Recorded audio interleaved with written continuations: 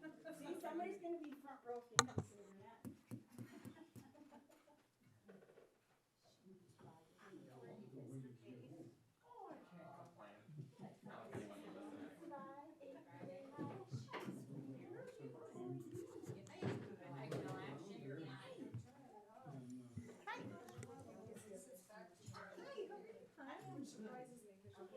You still can't hear me? Since you said apparently, somebody said they can't hear you, Jim.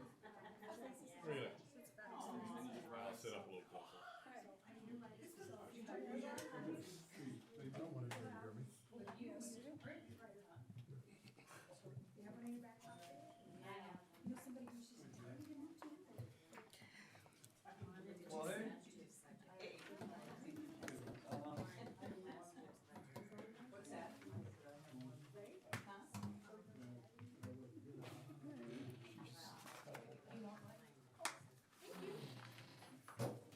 Should I go It grab? being 7 o'clock, we're gonna start the meeting, and we're gonna start with public input.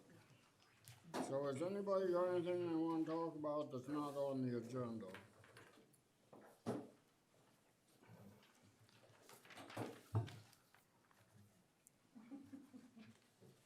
I didn't hear what you said, Mr. Mayor.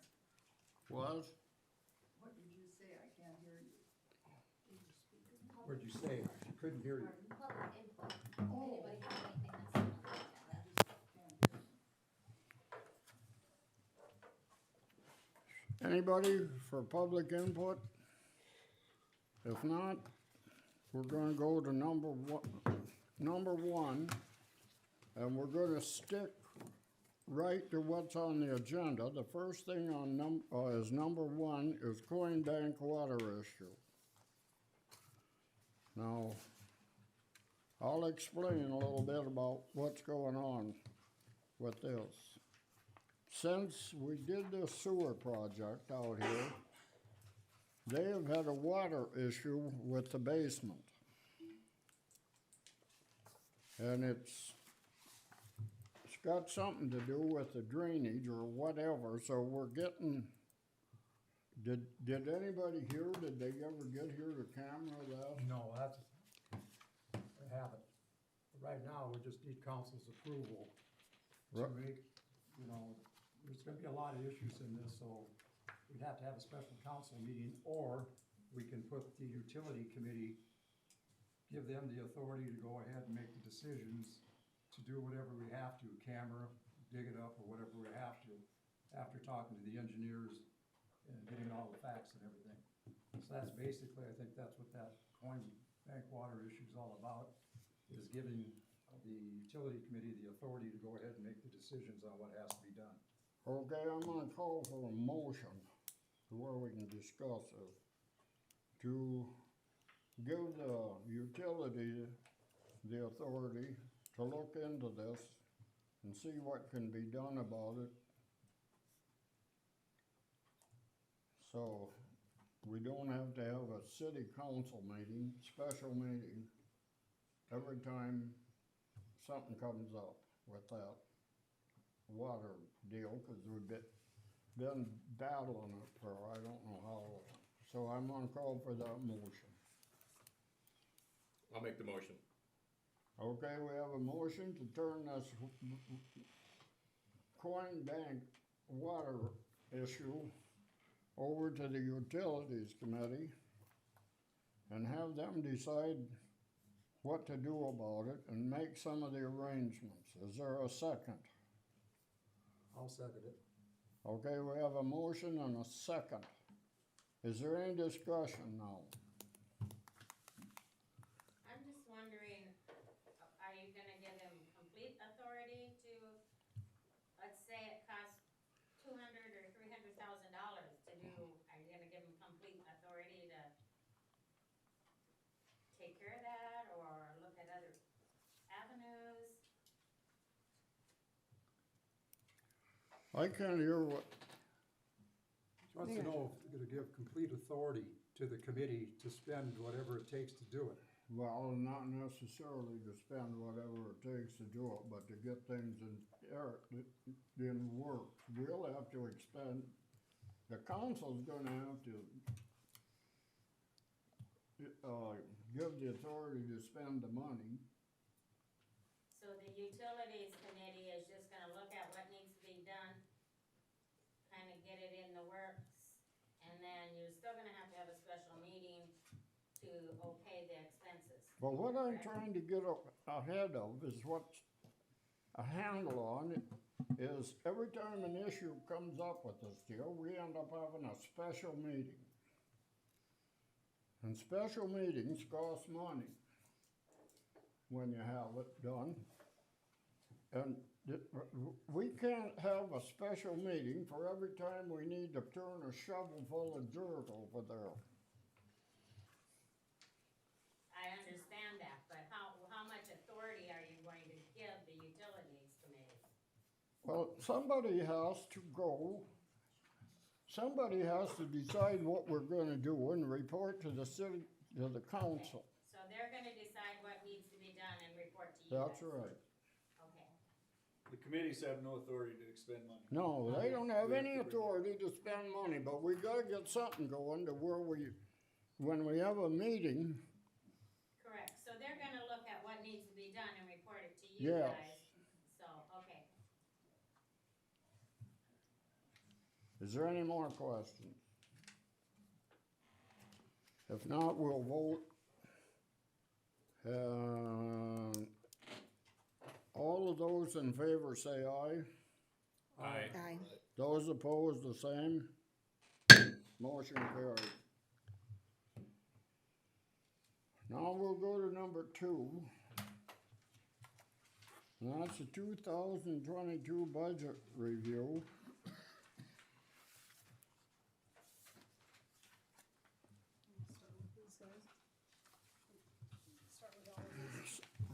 So the first thing we're gonna do is these funding requests, and I think we have somebody from each one of these here.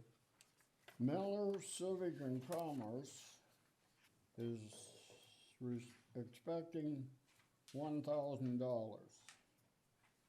Oh, wait a minute. No, No, that's in 2021. They want $2,000 for 2022. Is there somebody here from Civic and Commerce?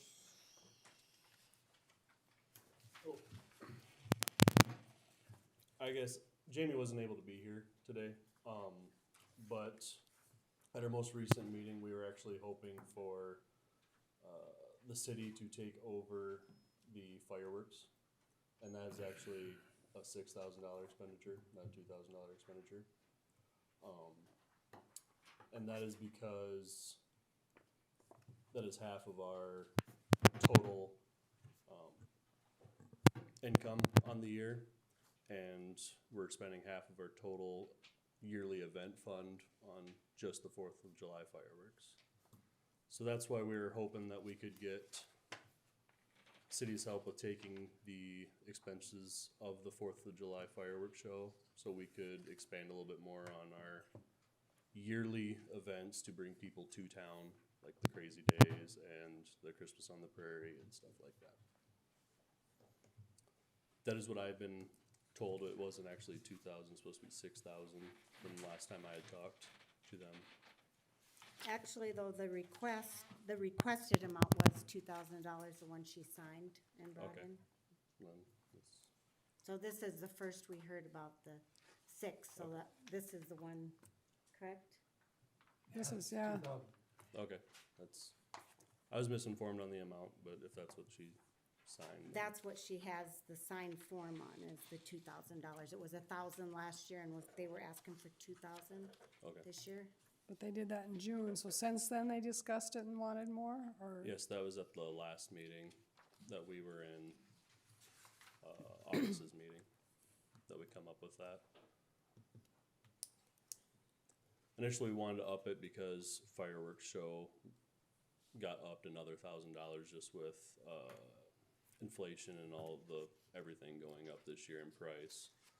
We were trying to offset that with that extra $1,000, but if you just wanna talk about the 2001 now and talk about the other money later, we are gonna try to get rid of our involvement in the fireworks show.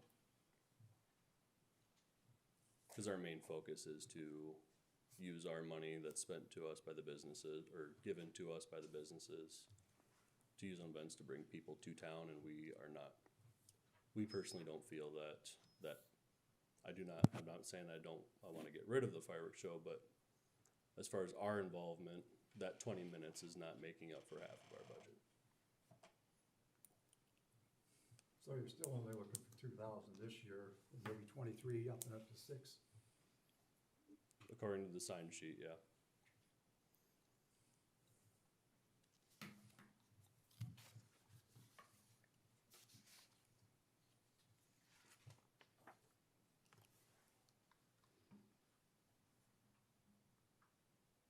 Have you looked at any other funding alternatives for fireworks besides the city? Our deal is every event we're doing that, and initially it wasn't even supposed to be our event. It got pushed onto us by a different organization that didn't want to, because they were fundraising and they didn't want that to be miscommunication between what are people actually donating to, and then we're doing the same thing. We're trying to make bigger and better events that get people to town, so we are fundraising for everything, and you only stick your hand out so many times before it all just shuts down, so they're not giving any more money out for When any they of it. have that donation, what does that bring in? Does that bring in very much? The last one for- we did was, we got $500. Oh, So no, we were using a lot of our budget for that one.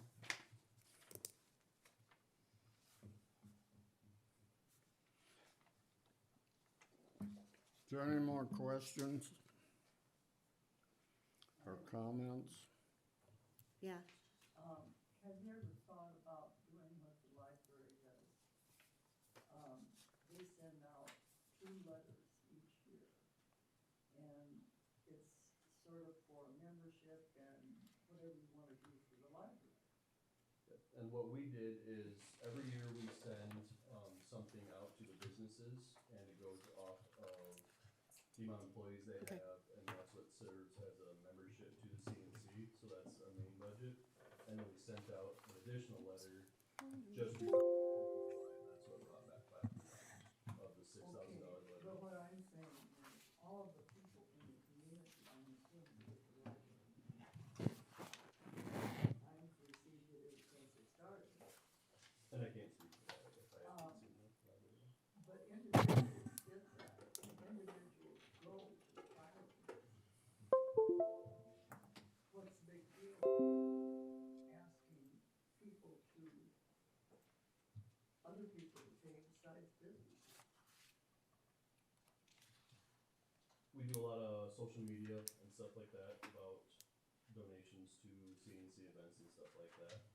And it comes up with nothing. Nothing that touches the $6,000 budget for that show. You realize there are a lot of old people that will donate that don't have computers. I understand that. I'm not gonna go door to door to every town No, or every house I'm in town. talking the library. Yep. I think it sounds like Rita's volunteering to take over the fireworks. Well, I'll tell you what, I'll light 'em. It is very fun to light them, I can tell you that. I will say one thing that we do have, I'm not gonna do head count, Which one do you want? but we have businesses in our village here that are not CNC members, Yep, and it's kind of disheartening, absolutely. and I won't say any more, but, so I feel for you.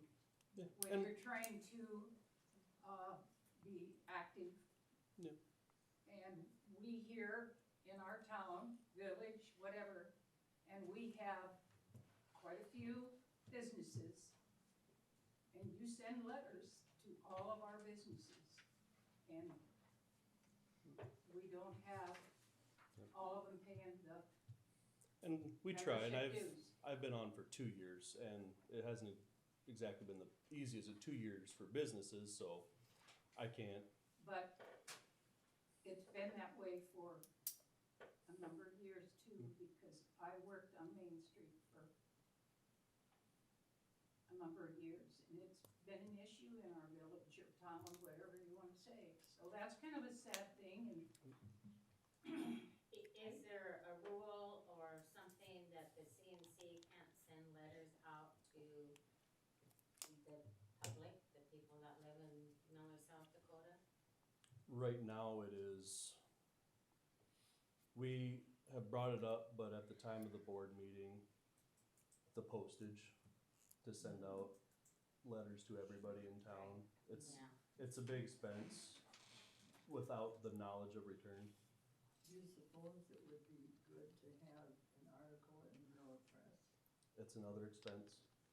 Well, Articles are not how an much would expense. that cost? I'm not talking in advertising. I'm Articles are talking not to an have them expense. right. And I've, No, articles do not cost a dime. not my horse, And not my I already- rodeo, who And I comes to already the, pay that postage. And I used to get somebody come in my door every year that said, hey, we're doing the fireworks. What can you give? Last year you gave this amount. What can you give this year? And they walk through my door every time. And for the past 5+ years, I haven't had anybody. and that And was I always pre-me. gave to that, on top of my dues. Yep. You know, so, I mean, that was just, they just had to stop coming by. So, I mean, come by. You walk through the door, it's kind of hard when you're standing there to say, no, I'm not gonna give, because you're standing there, so. And yeah, we have a very new board. There, I don't know of anybody that's on the board that's been there more than 3 years.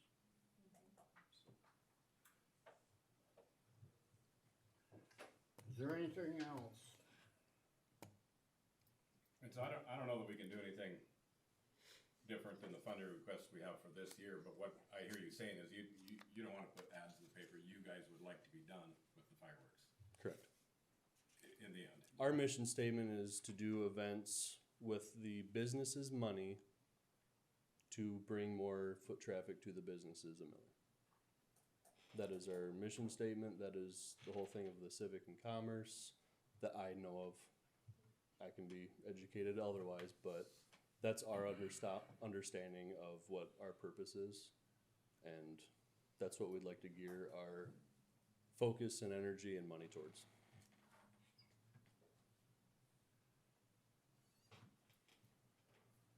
Is there anything else? If we granted this $2,000, would you still have the fireworks next Yeah, summer? yes, we would, we're not gonna get rid of the fireworks show. Okay. We're gonna exhaust every avenue of trying to get more money out of our budget and more donations to do it, but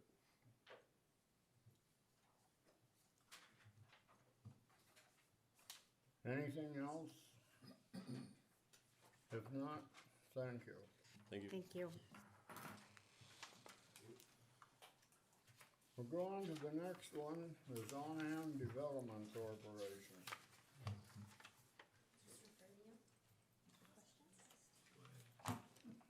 Let's give you a little nod when you, Okay. how's that sound? Hello, everyone. I think everybody knows me, Keisha Baranek, Executive Director for On Hand. I also have Lane here tonight to help me answer some questions, just in case. First of all, I want to thank you for all of your time and energy. I know you all put a lot of, it's a thankless job that you have, so I want to tell you on behalf of On Hand, we appreciate you and the time that you're putting in. So we're here tonight to talk about our funding for 2022. We have requested $132,000. I'm just going to do a quick background for some of you that are new about maybe what we do, our mission, and how we operate. Our mission is to maintain and assist in the expansion of existing businesses and support the growth of new businesses while striving to improve the economy of the Miller area. We take our mission very seriously, and we'll talk a little bit about that more when I get into our strategic plan. We are governed by a volunteer board of directors, so there's absolutely no payment to our board, any of them. Our only paid positions are myself, full-time executive director. Megan Fritzy is our part-time office assistant, and her responsibilities recover all of the Miller Community Center. That way we have a separation of job, and she handles that, and I handle mine. It works out really well. And we also have a part-time handyman. Go ahead and switch to the next one. A little bit about our board. Our bylaws are pretty clear that they consist of 4 different types. So we have our finance, appointed, at-large, and our government directors. Right now, we have 10 board members. We're short one. Our president is Lane Workentine. Brian Bonebright is our vice president. Cooper Bebo, Natalie Birch represents the school. Sarah DeHaye, BJ Hughes, Travis Stevens, Jason Wilhelm. Luke Warnsman is our county representative, and Joe Zeller is our city. And just so we're clear, since we've had the bylaws written in 1991, we have had representation from the city on our board. So just so everybody knows that moving forward. Just a little brief history. The committee was formed in 1971. In 86, they researched an industrial development. And then in 86, Ordinance 471 was approved. And in 1990, the first meeting of On Hand was held. So we talk a lot about the history of our projects. I know some of you are tired of hearing about, some of our home runs, but we're gonna just talk a little bit about them. Our success stories have created businesses and projects that continue to generate income and increase our sales tax in our community and ensure the future of our community. Go ahead, Shayla. So just some of the past projects is our commercial park, which we just sold the last lot there, so we are full. Kessler's was a project of ours, obviously the Miller Community Center, which also holds our Friendship Center. Data Track, which we own and rent out, was a big project for Miller. It contributed a lot of jobs to our area. We have bought and sold 2 governor's homes, and we've helped several others with the process along the way, but also helping others with the home buying experience. We don't give out loans to home buyers, but we've helped them with the process and where to find maybe some resources. We also played a huge role in opening the daycare when that opened. Next one. Oh, we missed one. And then some more recent past projects. The Welcome to Miller signs, which we're working on our next one coming in from the west. The famous steers on Main Street. That was a project of On Hand. The art mural, the youth project. Recently, we completed the Paint Teasin home, which we got a grant for, helped the wrestling club with that project. The flowers on Main Street might not seem like a big deal, but a lot of people really appreciate them. That's something that we fund every year. And our sign and awning program, which is a huge benefit for our Main Street businesses or any business within the county.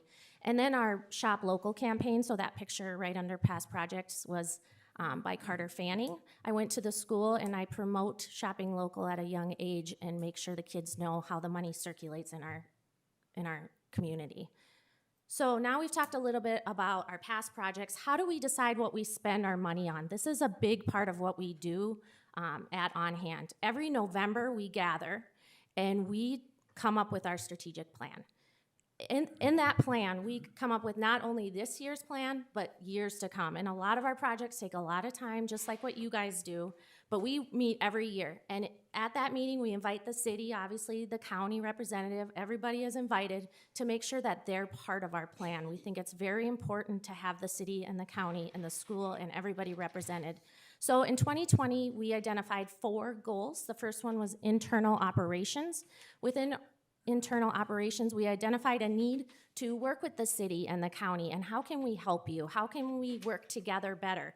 But also, how do we find more leaders in our community? How do we bring those leaders into your chair so one day when you're ready to go, we can find somebody else to replace not only your board, but our board and other boards. Workforce is something that we talk about all the time. So that doesn't just include filling empty jobs, but that might be housing, that's quality of life, beautification, all those things that fall under there. Business retention and succession was a big one for 2020 for obvious reasons. We worked with businesses to make sure that they stayed open. We also help them, maybe if they're getting ready to sell, do you have somebody lined up or do you have your plans in line? So that's a big one. And then of course, attraction and promotion of Han County, which we do on a daily basis. So that is our strategic plan for 2020. This is our pipeline of current projects. After we have our plan, we say, okay, what are we gonna work on? What's our priorities? These are not in any priority order, just what I came up with. So this pipeline of current projects doesn't change from day to day. We are always working on a hotel. We've been working on that for years, right? So we got our hotel study done. We've been talking to investors. We got the land, but we're still working on it. Housing development, same thing. This is what we're currently working on. Like I said, no particular order. Han County recruitment program is a big one. How do we help these jobs fill in full-time employment? Our revolving loan fund, I'll talk a little bit about that a little bit. And then the community center, how do we keep it up? How do we keep events coming? So this is what we work on every single day. Next slide. Impact. So how do we quantify economic development? There's no widget or gadget to say, well, you're worth $132,000. I wish I could come up with something, but I can't. And I've talked to my peers, it's really, really hard. So what we have to do is try to understand our impact, and we broke it down into some different categories. So jobs, how many jobs has economic development helped throughout the years of our existence? Well, we came up with just over 400 jobs that have been not only created, but sustained in our county, which that is a huge number. And then also our revolving loan fund. So businesses, we have worked with, like I said, this year we have 8, but we have over $1 million out in our community through our revolving loan fund. So that loan might be helping them get through a year, it might be expansion, it might be a new business, it might be whatever it might be, it's a loan that they needed. Community center, how do you put a number on the community center? Well, 2021, we have over 300 events in that center. So that includes basketball, weddings, funerals, everything, which is a huge deal. And I know a lot of people have said, what would we do without that place? I mean, there's some nights that there's something going on in the meeting room and the gym. So that's a number that we came up with there, 300 events, but also our friendship center. And look at how that has grown and what they're doing and how they appreciate having a space of their own, but also the partnership with On Hand has been really vital for their existence. And housing. So in the last few years, we've done 2 governor's homes, which, I mean, it doesn't sound like a lot, but that keeps those families in our community. But we've also helped with the housing study that was done back in 2015, something we're gonna need to do again, and how do we address the housing needs in our community? And lastly, quality of life. It's impossible to put a number the impact of quality of life, but we know that millennials are moving to communities not because of jobs, but they're moving for quality of life. They want bike trails and parks and places for their kids to play, and places for their dogs. Like, that's the kind of things that people are looking for in a small town. So revolving loan fund is something I can put a number on, and Shayla, if you wanna go to the next one. In 2020, we had 8 loans out in our community for just over $620,000. Those 8 businesses provided 87 jobs in our community. That is a huge impact for our area. We'll go to the next one.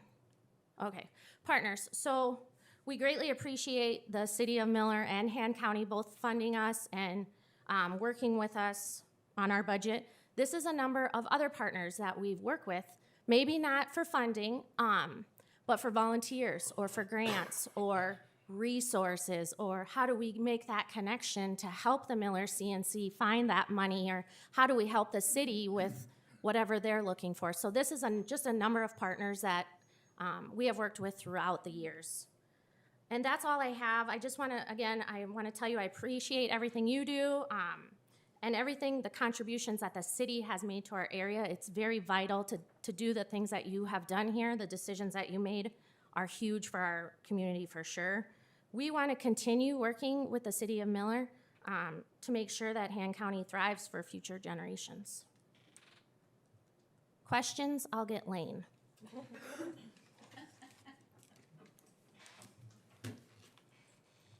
Is there any questions, comments? So Keisha, how far have you come on the hotel thing?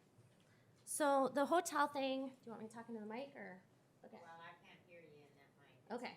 So the hotel, we got a feasibility study, and in that study, it came back positive that a hotel would work here in Miller. Just as we got that completed, COVID hit. So our timing was not ideal. Investors weren't looking to invest in hotel properties because people weren't going anywhere. But also then the cost of materials went up, et cetera, et cetera. So right now we have talked to some people about matching investments. So what they're looking for is somebody in the community who is willing to invest in that type of property. I have not found that person yet. We have not found. You know, we've all heard of different towns that are doing this, like Fulton did, Chase the Ace. So we don't do fundraising. and fundraising for a hotel property, that would be a massive amount of money. So we're trying to help the businesses, not ask them for money necessarily, right? So, But that Chase the Ace thing was, and Miller, anybody in the community. could- and Hands of Hope and Miller did that too. Oh, did they? Yep. Okay. So, and how did that turn out? I don't know, I'm not on Hands of Hope, so I can't. heard that they- We need an entity, a local entity to be invested in the hotel or a person. We don't have the funding Well, I've been or saying I could be invested in it, but I wouldn't have any money. yeah.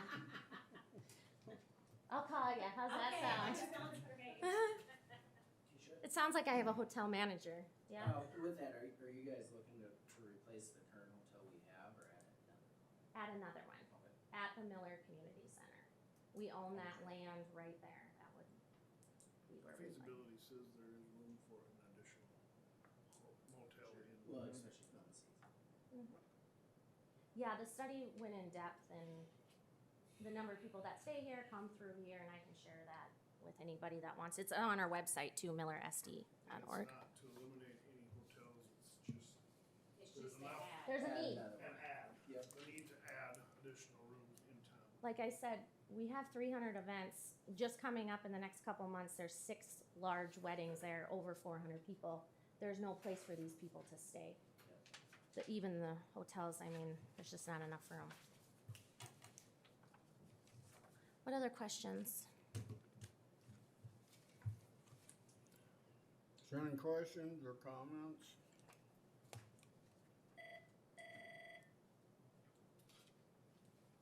That's a question. We have a phone-in question. Maybe it's Joe. Maybe not. No? Thank you for a very good report. Yeah, you're welcome. Thanks for your time. Thank you. The next one on the agenda is Wheels and Meals Corporation. And she's not here, she sent a letter. There's her letter.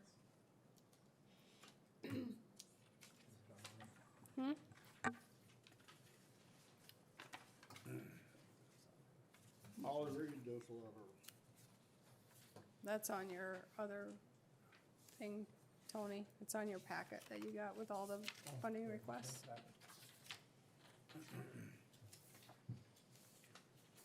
City of Miller Council. This board of directors, participants of the Wheels and Meals Corporation, and myself take the opportunity to express our appreciation to the city of Miller for your continued support to the Meals and Wheels program in the Miller area. Last year, with the ever-changing situation with the COVID-19 pandemic, we still gave close to 2,000 rides.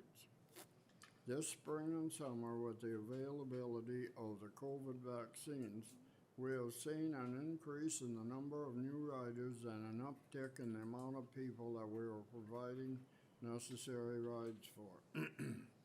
Although state funds assist with our project, we receive a fixed amount of Title III-B dollars yearly to support our program. The success of the program is made possible through the support of our community. Local match funds are especially in ensuring the continuation of these programs. We have done our best to keep our costs to a minimum, but with the need to meet inflation of overall cost to maintain the program, our request our usual $2,000 and an additional $250 to meet some of these increases. Thank you for your consideration. Christy Dixie, Executive Director.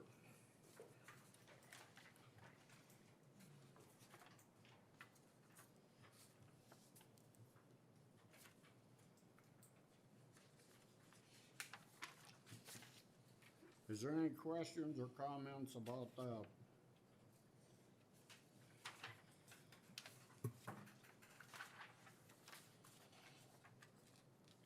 If not, we'll go to the next one. The next one is Han County Historical Society.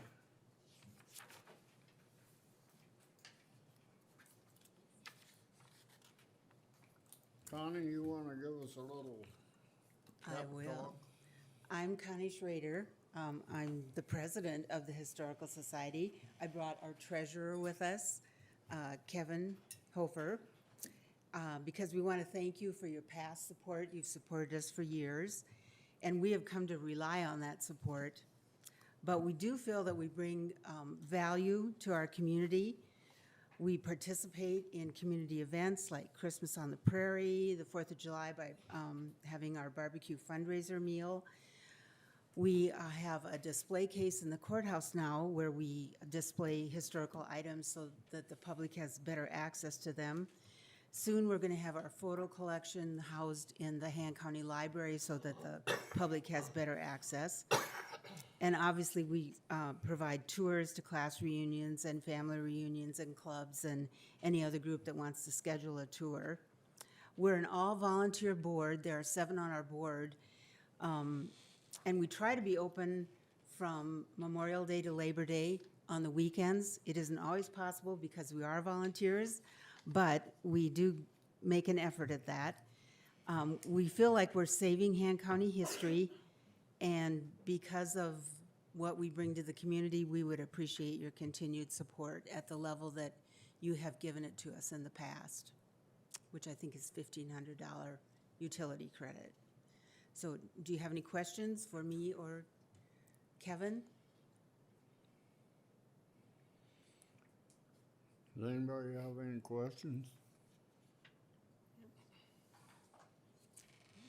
If not, thank you, Connie. Thank you.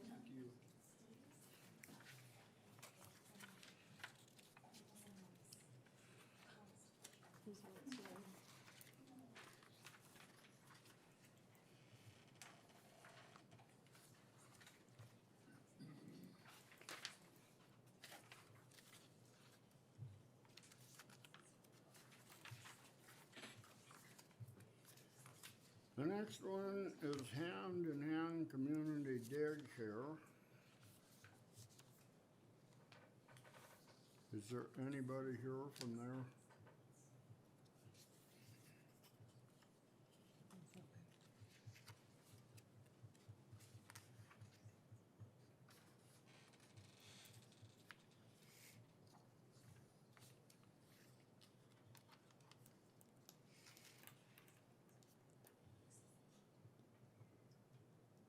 Well, they are receiving $600 this year.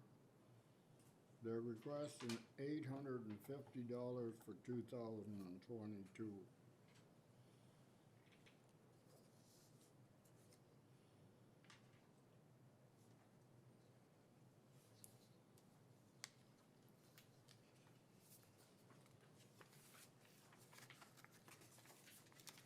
Is that a cash donation or utility credit? That's utility credit also. That's about 10% of their current electric bill.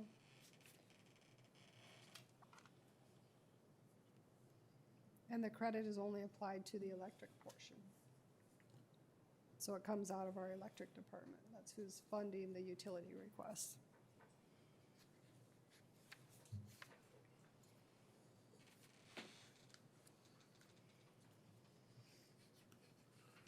Is there any more questions or comments?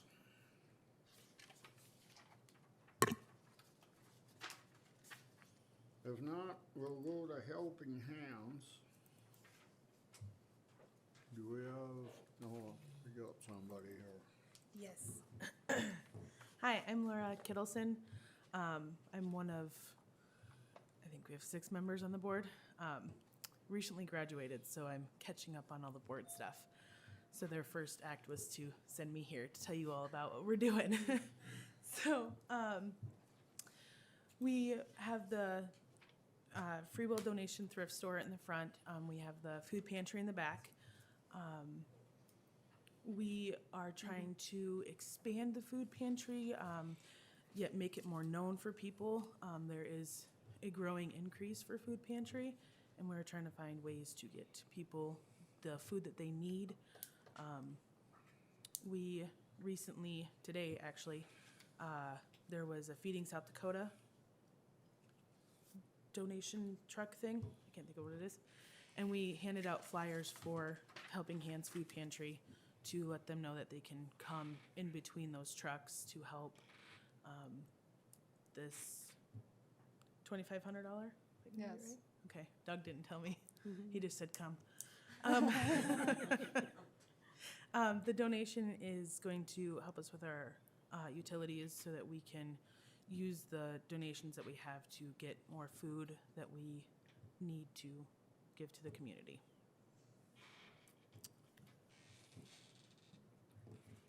Anything else? Any questions? Is there any questions or comments? I'm just curious, are people good about when they come in and get stuff donated, No, not always. but enough? We're doing okay. It's touch and go at some points, but the businesses in town have been They're really just not helpful talking with into it. giving donations. I think Agtegra, Wilbur Ellis, I'm not sure. It was a really late night last night. One of the agriculture businesses did a food drive and donated a lot of food. Shirley didn't even tell me how much food they donated, and $65. So they got all that donated and brought into us. So I mean, it's working. The community is really helping us, and we're scraping by, which is, we just turn around and give everything we Wow. can to everybody else. So Just so you're getting enough back to. Yeah. Well, you're a nonprofit, you're not. yes, Right. yes. So But I just wondered if you were actually getting enough back. yeah, to- we're To get by. yeah, we're making it. Okay. Your food pantry, is that just for non-perishable items? No, we are trying to expand it, honestly. We're trying to work with Kessler's that when people come in for food pantry stuff, because we can't do bread, milk, fruits and vegetables and stuff like that. So we will give them, we're trying to figure out a way to give them a voucher card, and they can take that into Kessler's for $20 for bread, milk, cheese, fruits and vegetables, whatever they need, and then they'll just bill us for that, and we'll use the donation money for that to kind of give them, because we don't have any calcium products, honestly. So, There's a freezer there, right? yes, For meat and stuff, there's a yes, freezer.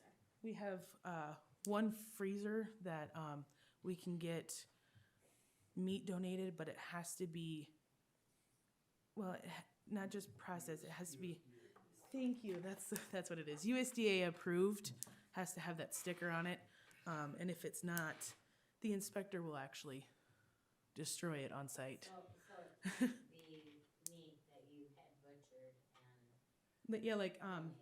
You like, can't donate that. no, it can be like, we had one person that went to Kessler's and bought meat and then donated it to us, and that's okay. But we can't get it from Aaron Wallner, Okay, because it doesn't have that little, cute little sticker on it, gotcha. so. Can you partner with Feeding South Dakota? I think they're too big for us to partner with. Well, I guess. Teresa, Would you be able to shop there, because I have a niece who does this in Highland, Mhm. at the thrift store. Mhm. And she goes out there and shops. shops out at Feeding South Dakota. Yeah. at the I'd mall. have to ask Teresa. She is the one that kind of headlines the Feeding South Dakota here. And she is on your board. Yes, and They she is on have, our board. They have milk, they have produce, they have. But at the eggs, they same have- time, we don't have the space to hold it either. No, So that's, probably you don't. But if there are items that people like, mhm, and they do have them, mhm. that would be a good place to get them. At Feeding South Dakota, yeah. Yes. Yeah, but like milk, cheese, bread, all of those will probably go bad before we can get them all Hmm. rid of. And do you have, how do you decide how much you give the person and Um, how often? We're actually in the midst of changing that. Good. The rule was every 6 weeks or something like that, and especially with COVID. And honestly, the entire board feels if somebody needs food that bad, just take it. No need to say more. So we don't give, like somebody donated a whole turkey, and we're still waiting to find a big enough family to give that to. You know, to me, we won't give that to a single person. But we will give them a package of hamburger and some pasta and some stuff to make at least 2 to 3 meals to get them through a little further. And if they need to come back, then they come back and we give it to them again. And if they need further along assistance, we try to find ways to help them get more assistance that they need. Well, that's good because I think the old rules were not good.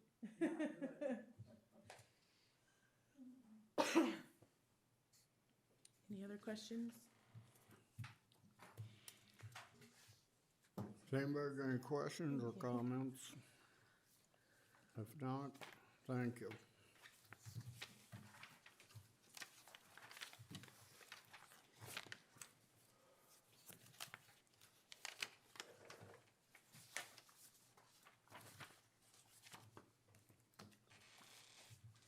Okay, that ends our funding requests for the budget year for those agencies. Now, the next thing we'll start in on is a 2022 budget review.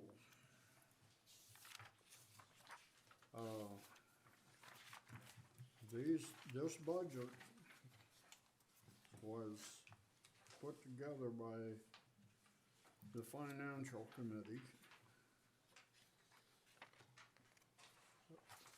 And I sat in on most of the meetings with the committee. So I'm gonna let the Financial Committee give this report on this budget.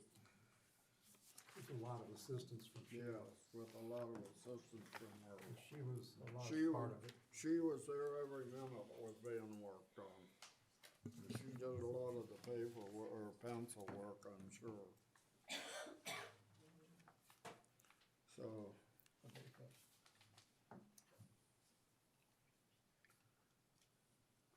So I'm the new kid on the block, and I'm gonna turn this over to Bob or Tony because, I'm really not ready to be the chair for this committee. Take it away. I told you I'd surprise you. If it were only that easy, Tammy. I've never been at one Has where everybody how got to this start out it. there? I really don't know. No, that's why I have it on Or should I turn? it up over? here, but I don't know where you wanna start. Okay, well, you can look at the screen and see where our total revenue is coming from. Taxes, license and permits, federal grants, total, county revenue, it's all listed right there. I don't know if you can all see it from that distance or not. But the total revenue comes to $1,699,450. Where did it go? And the next line is proposed budgets for the city of Miller. Council's proposed budget is $42,925. Contingency total is $25,000. For elections, $1,900. Attorney is $10,000. For the finance total is $124,020. Building is $27,975. Fire department, police department is $396,015. Fire department's $24,850. Code enforcement is $6,000. Civil defense is $1,000. Street department is $795,075. Airport is 26,260. COVID-19 total is 0. Health and welfare total 6,000. Ballpark, $32,655. Senior citizens at pool is 66,500. Senior citizens activity total 0. Park total 41,100. Zoning is 200. Proposed economic development is 81,000. And promotions of the city is 5,250. For a total of 1,713,725, which makes a minus difference from the revenue we're expecting of $14,275. And tax total is 400,000, miscellaneous revenue total is 25, total revenue $40,025. And the approval total is 8,000. So that's the proposed budget. This is the bed, booze, and board portion. Okay, that's And then the next line is the 80% that goes to economic development. okay. Thank you. Okay.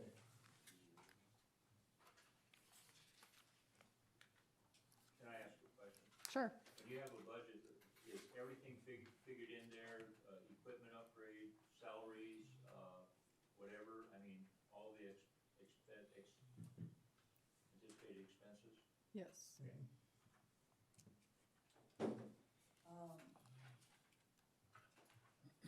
Why is there always such a great difference between the police department's budget and all the rest of the departments? Is it because they have so much overtime or what?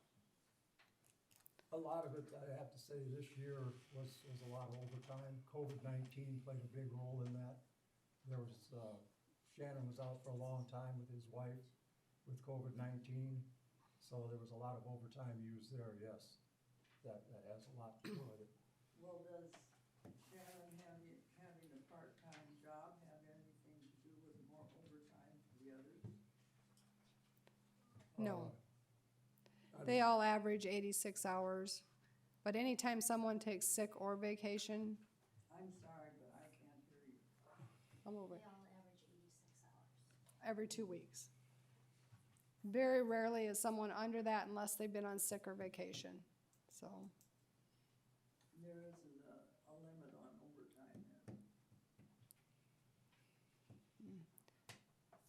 Some of their overtime is grant overtime as well, and that is reimbursed by the state.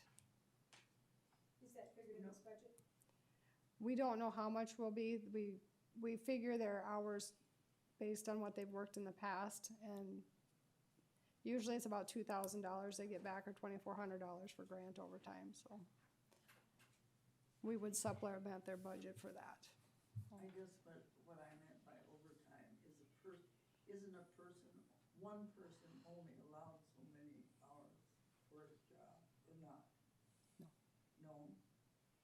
They can have as many as they want. Okay. It's not necessarily as many as they want. We try to limit overtime. We try to stick to their regular hours as much as possible. But in the case of some of our people who had family members that were ill and other things that were happening with their families, overtime is inevitable. And they all do a good job of covering for each other.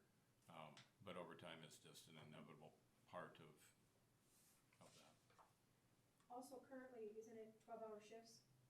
Yes. Yes. So they get paid for lunch and breaks and everything like that, correct? If they took an hour lunch, that would cut down 2 hours per day, 14 hours per week, right? They're paid for a 12-hour shift. Yes. You're paid for a total 12-hour shift. Mhm. Do you think that's fair? You know, they're on call on that lunch break. They may or may not get a lunch break. They are ready to go whenever. Lunch break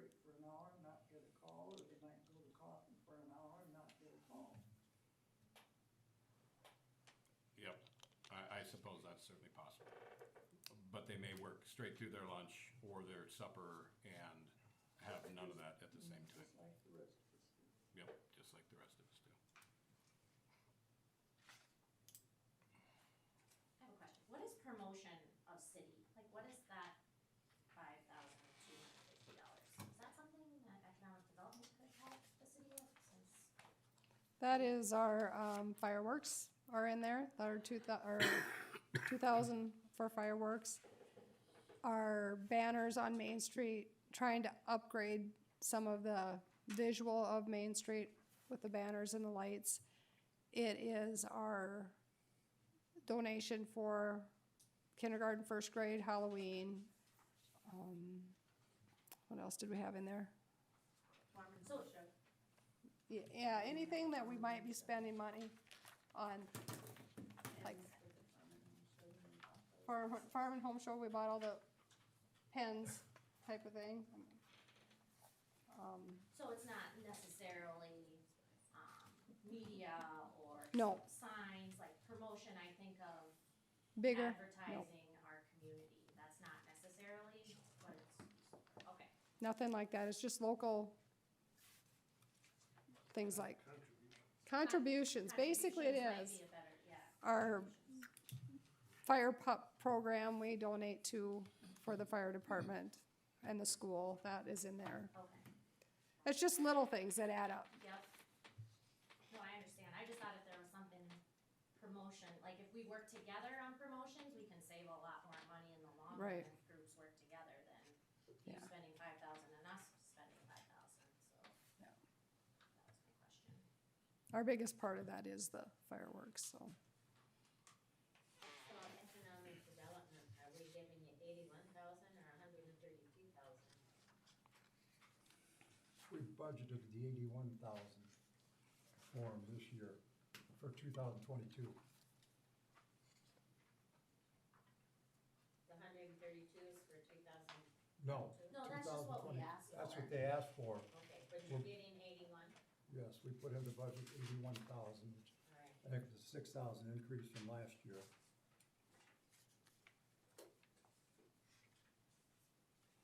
And that was based on a calculation with our sales tax.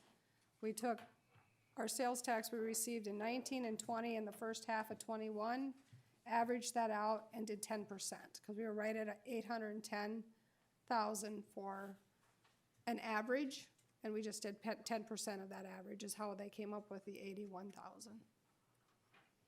Our hope in that regard is that as economic development continues to grow in Miller and we're collecting more taxes, that your budget will increase accordingly every year. And we wanted you guys to be economic development to take part in those tax increases. And, so that's where we came up with that at. It was a new funding, new thought on how to fund you guys with a three-year running average. Gives us some good incentive to keep moving Yep. along. The taxes total, does that reflect an increase in taxing? Cause since the tax has gone up every year? Yes. So what increase is that? Well, Guess, I know it's a guess, cause you don't know either. we have no idea, especially with, like next year, our big project's supposed to be done about July, that's gonna get rid of a lot of contractors that are staying here and Yeah. spending money here and that Yeah. type of thing. You said that every year. I know, and And it keeps going up. So it it's does, great. which is wonderful, which is, that's, So, yeah, that's what I'm curious, that taxes total increase, what do you guess that will be? 10% every year? Is it, no, 5? I don't Well, know. This COVID thing has really increased the taxes here locally, and you've done a good job promoting, shopping Miller and everything else. But we can't count on that being here. People are gonna get more freedoms, the more this COVID restrictions are taken off. They may go back to doing, hopefully they stay right here and buy everything here. But we can't count on that, so. Right, no, I understand, I'm just asking what you figured your difference was, what percentage? We didn't really use a percent, we just did, let me see if I can You find it. you based it on hard numbers. We did, yeah, we just kinda took what we've been growing every year and adding, I was gonna see what we added. But in the last 3 years, the sales tax It has been nice, yes. I got way too many pieces of paper here.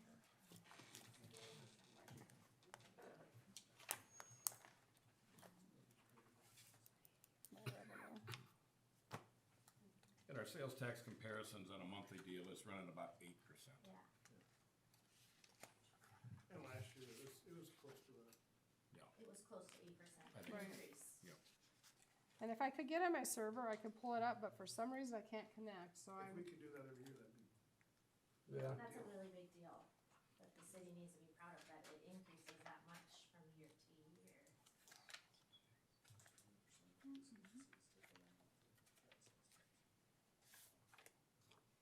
So from last year, the city increased 8%.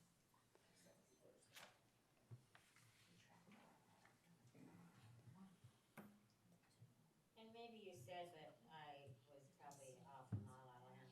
So what's the taxes total, the $40,000 and the $25? the taxes of 40,000 is our guess for our bed, booze, and board, based on, again, For what? bed, booze, and board, that's the extra taxes that you pay on alcohol and hotel and, Oh, okay. Prepared food. prepared That's not foods. that wasn't included up here in the. No, that's separate, All separate. Okay. and then 80% of that goes to the community center, and then 20% of that, Okay.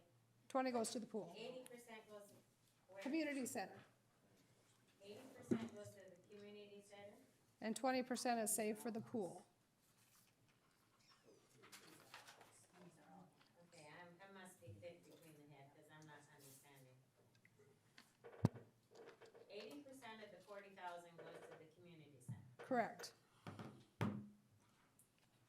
That's over and above the 81,000 that we give them, that the city is funding. Okay. That's for maintenance of the facility. Right, that is a separate, and we asked for this last year for that economic development total to reflect community center.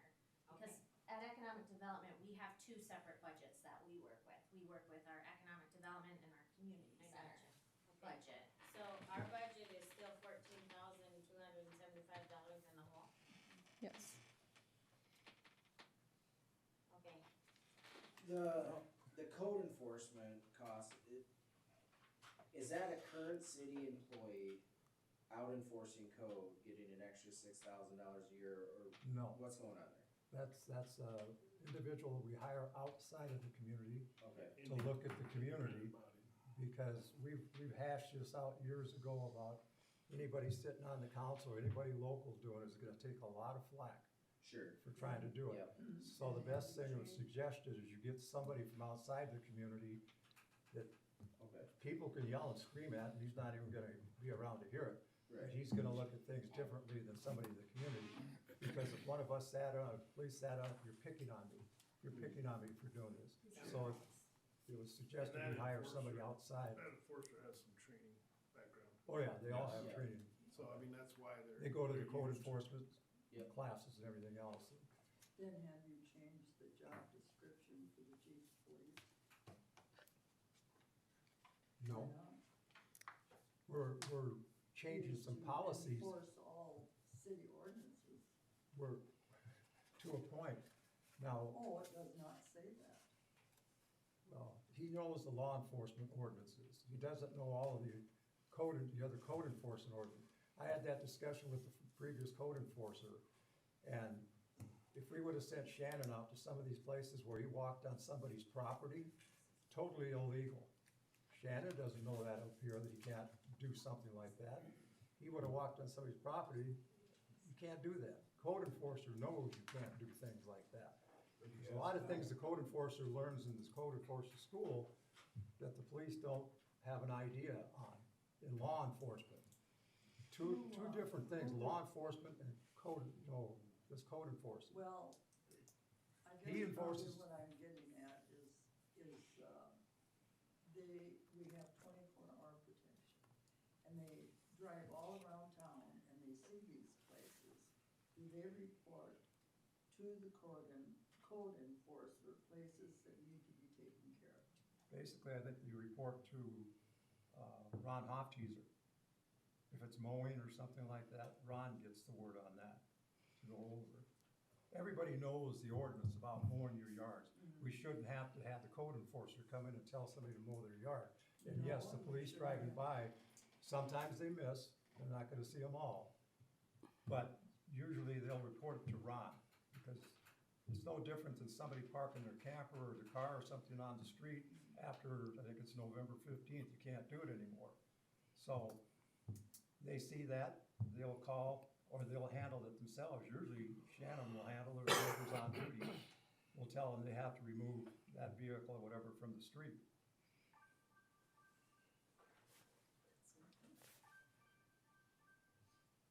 Where does our code enforcer live? Joel, He lives in Burke. he's from Burke, South Dakota.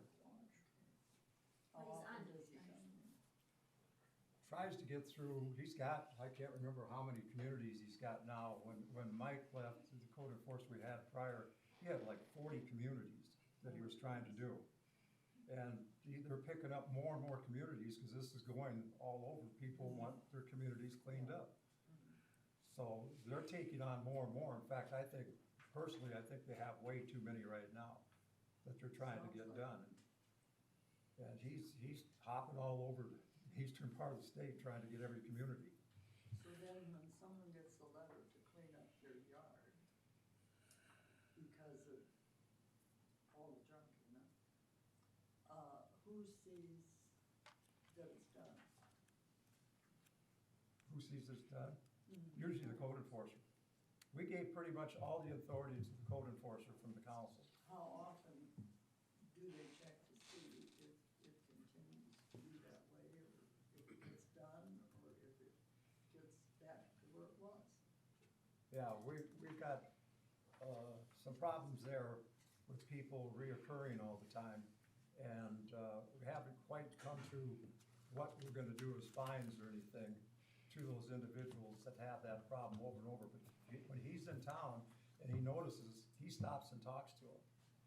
Well, if you have fines, why aren't you using them? We can. There again, the council has to decide what the fines are gonna be. Well, then I think you should do that according to your budget. Yes, there's a lot of other things we need to do too. That, you know, I think it was brought up, by Mrs. Holford there, that surely that we're not taking care of the people that get building permits and then let them go, and it's been a year and nothing happens to them. Or 3. Three, you know, It was 3 years. Some cases, 3 years, and she brought that to our attention already before that. Well, that's one way to, help with the budget. I think back to your code enforcement question, it's really important to note that by far the majority of the people who are getting code enforcement letters or notifications have taken care of Yes. what needs to be done. People have been wonderful. There are always a few, and we're never gonna get away from that. The majority of the people have been wonderful about doing their part. But I still think you should have fines for these things that they're doing wrong. When you get picked up for speeding, you get a fine. I never speed. And a lot, You always talk your way I out of it. I never speed. I just want you to know that. I do not believe you.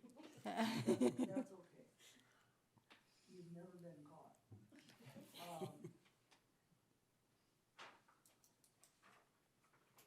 I had reckless driving once. I had a little accident. And so I was given reckless driving. So I have paid one fine. Well, if my yard gets bad, then, and there's a fine for it, I'd be glad to pay it. I just think, I think what happens is that, in fact, I think we have several letters going right now out for an abatement, that if they don't clean it up, the city will either hire somebody or go in and clean it up.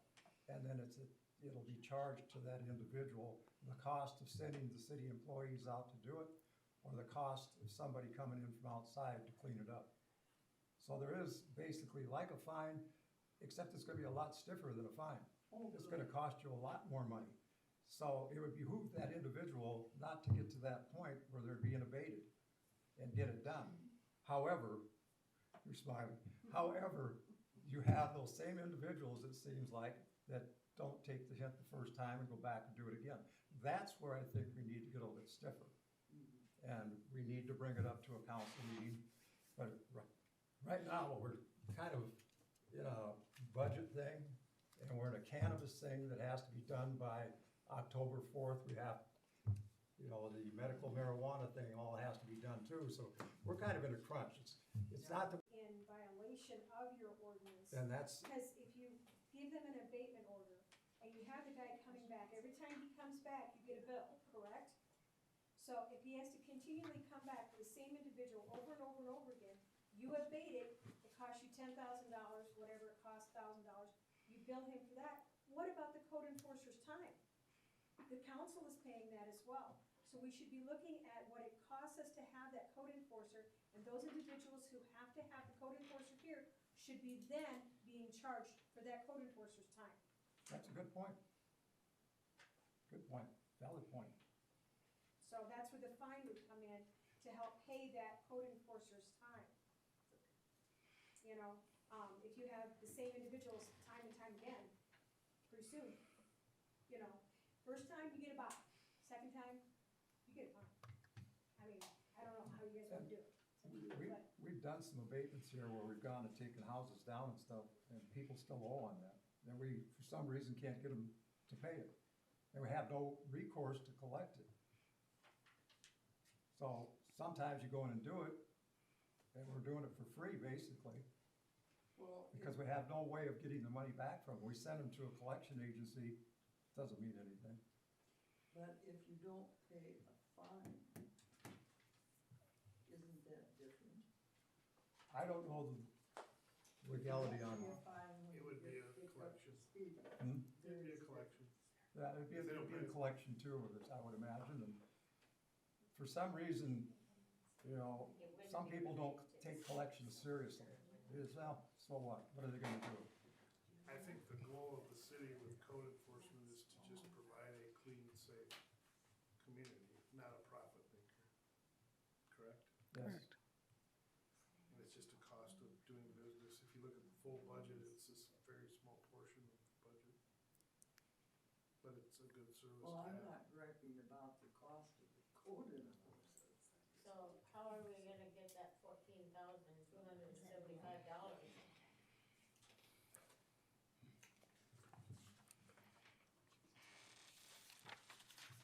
How are we gonna make that up? Is that what you're asking?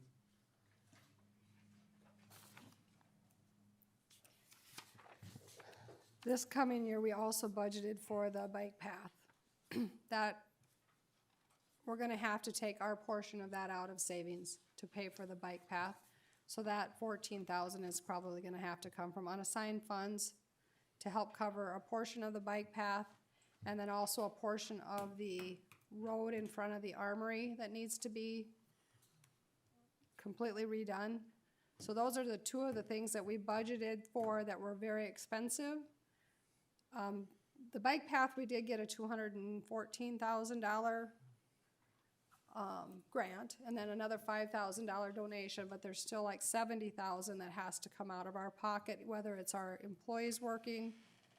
There's some of that will be in kind with our employees working, but any additional is gonna have to be cash that we'll have to go to savings to get, or unassigned funds, I should say. Where's that on here? That is not on this, because it does not, I can't put it in the computer. It is on our ordinance towards the end, that I added $125,000 to come from unassigned funds to help cover that deficit. And that's a portion, like I said, for the bike path and for the road in front of the armory. The bike path and what else? The road in front of the armory, The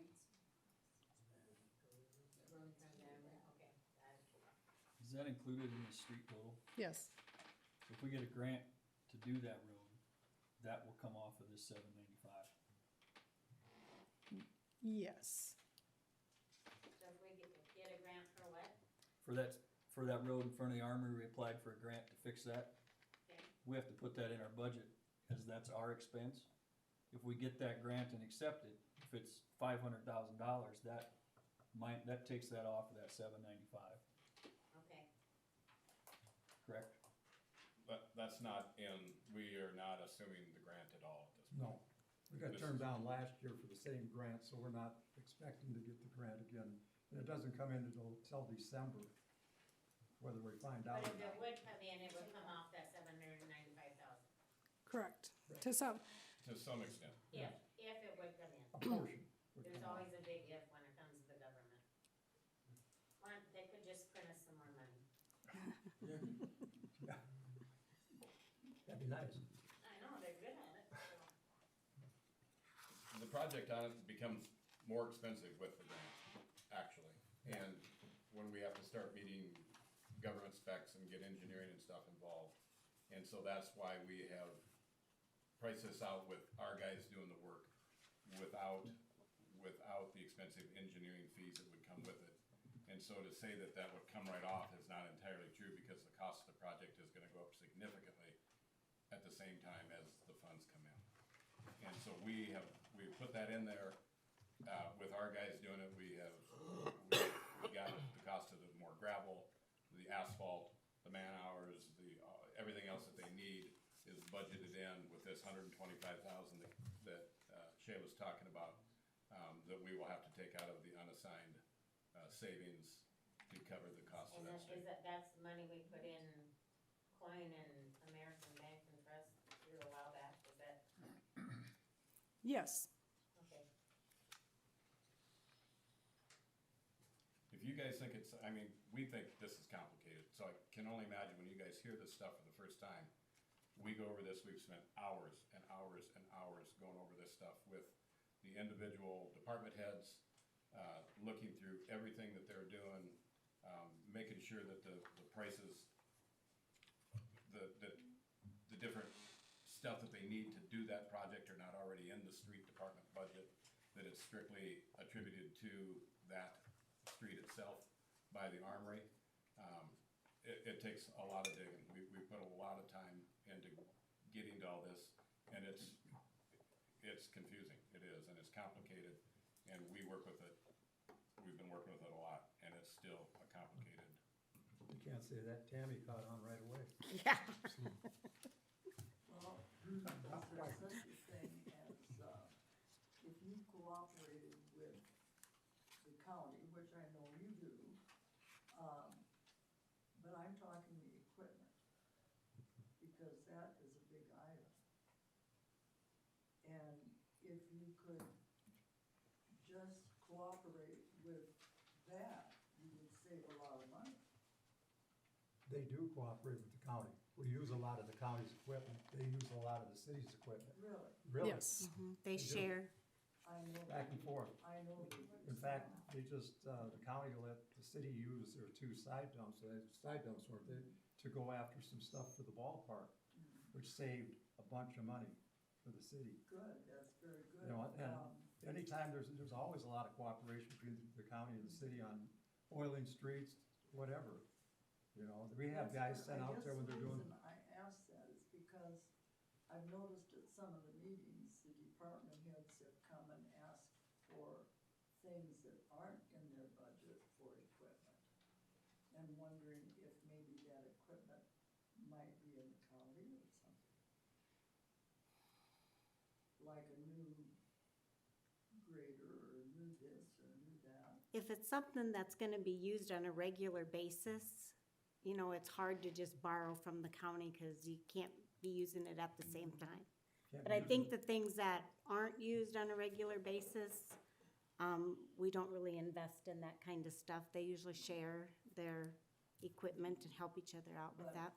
Your department heads don't have to have, how do I wanna say this? If they have something in their budget for equipment that they know is old and they're going to have it new, do they put that in their budget? Yes. They do, all the time, they don't come to you.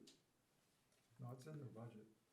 See, Ron's getting a new, front-end loader this year.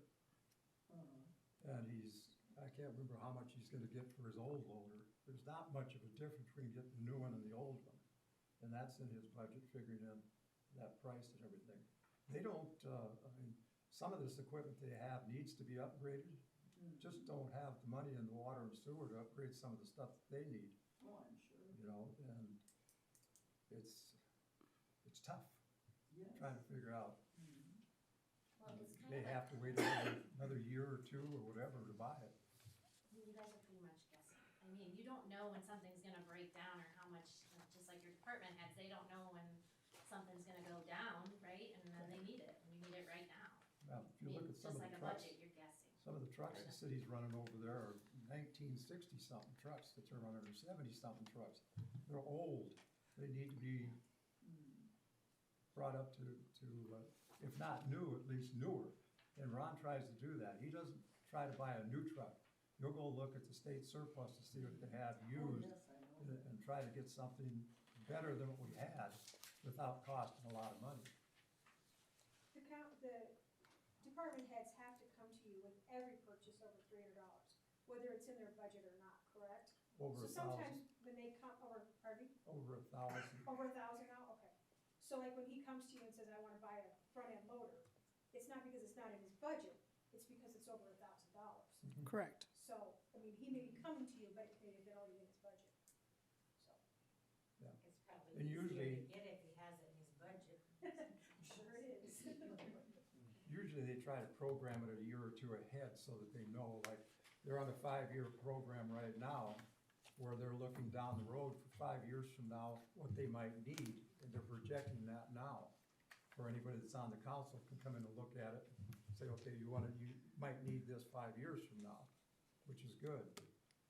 Yeah, Has there been instances where individuals have put, equipment replacement in their budget and then not purchased that equipment? Mhm.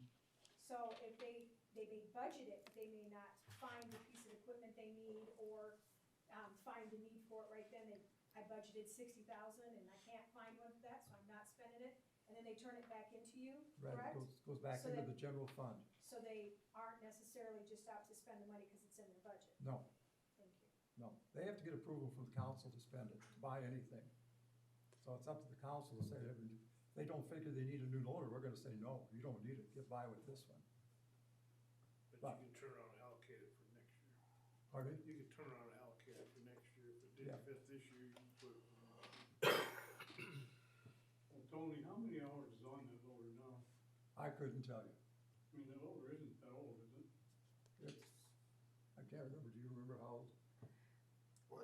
It's still under warranty, and one of the things is that it is under warranty, so the person, This acting so bad in here. sorry, it's under warranty. So if they sell it before that warranty expires, the next buyer can extend that warranty for a period of time. That makes that piece of equipment a lot more valuable. So what he's projecting or what he's been told he can get for that equipment and what he's gonna buy a new one for is only $40,000 difference. So he's hoping to sell his other one for 120 and buy a new one for 160. As long as we could get the new one, because they're not coming as quickly as necessary, he cannot be without that because he needs it for snow removal. So we're hoping it can come in time for him to be able to sell the other one before the warranty is expired and get that extra amount of money because the warranty is still good. Yeah, And then he this would get is- it. This is a different kind of budget than I'm used to. So if it costs more than 40,000, then what? He's already got a quote and he's been given a quote and he's signed a contract, so he will get it for that 160. Providing that, like I said, providing we can get that other one sold in time. That's the big gamble of whether or not we can get it before the other one warranty expires. So the 40,000 is in here. The full 160,000 is in there plus 120 for the old one on the revenue side. We have to budget for the full thing. Cause I'll bet you that loader probably don't have 100 hours on it for loader hours. I mean, pushing snow isn't hard for a loader. They use it for a lot more than pushing snow though. I know, Tony, I've seen them running around with it, cleaning grates and stuff, you know, throwing stuff in the bucket and whatnot, putting hours on it. That's not work for a loader. I mean, I've seen go to that auction time, there's loaders and they were $20,000-$30,000 in it. And so I don't know, that's why I was wondering how many hours is on this one. Is it actually necessary to get a new loader? Just because of the warranty, you know? Now that loader might last another 20 years. John, that is not the only reason to trade like that. Because governmental agencies get a write-off on the price on it. You can actually buy a new loader, like we're doing, and the cost of it, by the time you get this government off, or deal off, of the price of it, is less than the depreciation on it. He's buying that on state bid, isn't he? Besides that, you got a warranty on it. State bid is always cheaper than trying to buy it outright, like, you know, for example, the company you work for, I don't know if they got state bids or not. The city does get state bids where you get things a lot less than what other entities would have to pay for, Yeah, but still $40,000, right? for a brand new loader.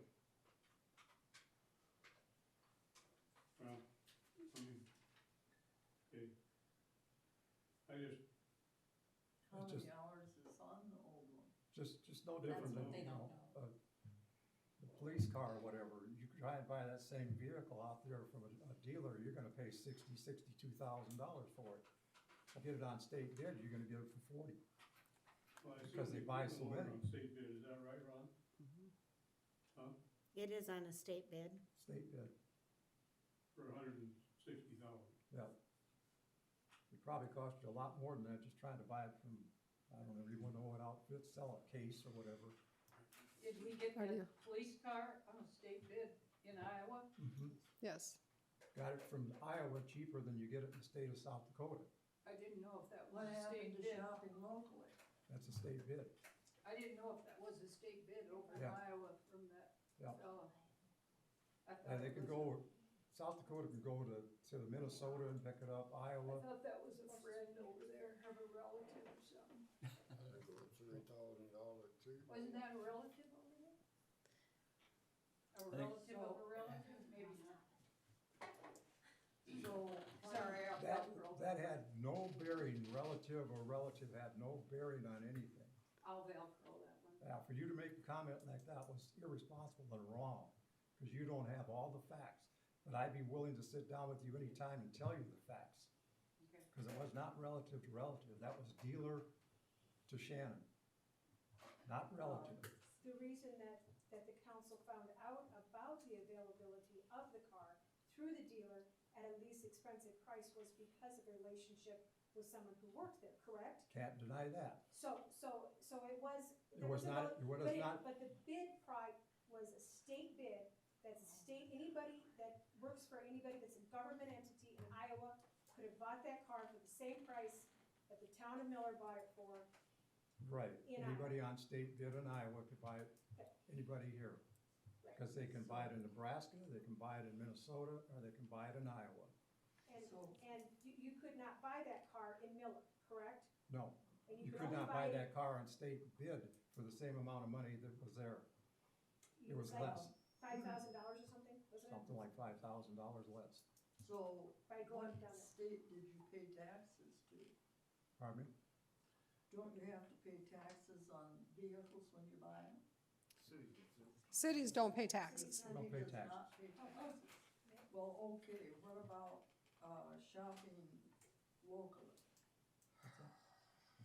I know that we don't have a dealership here in Miller, but I imagine you could get a bid, in Highmore or Huron or, We did, oh, did you? yes. Got bids from Oneida, where we bought the other vehicle. Got that state bid from Oneida, and we got the bid from there, and it was $5,000-$6,000 less getting it from Iowa than it was here. That's sad. It is sad. But it's the truth. It is what it is, and we got the best deal, which is great for the city of Miller, and so that all worked out really well. And we could have gotten to Minnesota too, but they were a little bit higher too than the Iowa bid. So we took, I didn't realize that you didn't have cities don't have to pay taxes. They just operate on taxpayer money. So the government. Your city, county, We need to move. South. Yeah, we I got, think all we need to do is get a printing. Print some money. Okay, where are we at here? Let's go on. I don't know, wherever you wanna go. our next line item is the airport capital improvement.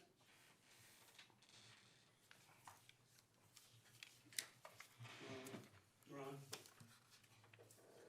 Is there, I mean, I Ron. haven't worked with, Ron, John's talking to you. I haven't worked with county or state. Can you buy extended warranties on your equipment before before the warranty is up on it? Can you what? Can you buy the extended warranty? Yeah, you can extend the warranty on them. Well, how much is that, Ron? Well, it depends. You can only extend it so far. The way this bidding works, you can buy anything off Which one are you going to next? a governmental bid, whether it's a state bid, or if Miller, or Fan County, or Miller, or Aberdeen buys a front end loader, or whatever, you can go through all of them and you can buy off of that bid, but you can't change the bid. So you gotta take what you can get. With the state bid, they've got all those options Yeah, 'cause on I there, don't so you can change understand it. some Just go things. ahead. But any bid, anything that's bid that's in the state, county, or by a local government, a township buys something, you can buy it off that bid, as long as the person that's furnishing the equipment will furnish it for that same price. That's the only issue. So if you wanna buy something, the best thing to do is to go through and you can call those dealers, they'll give you who's got these bids, and you find out the cheapest one. If you don't wanna bid it, if you just wanna buy one, that's probably the cheapest way to buy one. It don't make any difference whether it's a bid in Yates or Minnesota state bid, or Iowa, or whoever it is, as long as it's a governmental bid. Now, you can use any of them. So there's umpteen places to buy something. Okay, I think now, next we're gonna go to the airport. Is that right, Shayla? You Yeah. wanna explain that one? Next year, there's very little to be done out at the airport. Our $2,400 here is a cost of resurfacing some of the runways that are, or the apron area. And that's only $2,400. It does show a negative $2,400, but the money that we put in there this year for the $700,000 project that we're doing, we're supposed to be paying 6.5%. The government's paying 100% of that. So we have money in that airport fund that's not being used this year that we'll use next year. So that 2,400 is the only project we're doing out at the airport next year. And like I said, that's covered by this year's money that we budgeted that we don't need.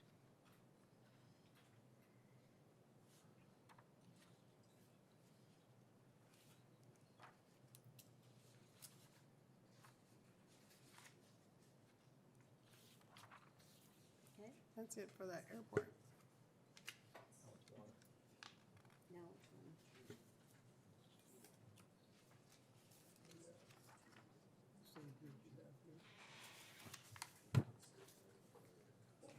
We can start going over these individual water, electric, sewer. Water total. Next is water total. Are we doing all of these individual? Yeah, let's go over the water totals. Huh? Water totals? Okay, This doesn't show the breakdown, obviously. I mean, it's just like our other departments. It just has our total revenue and our total expenses for 2022.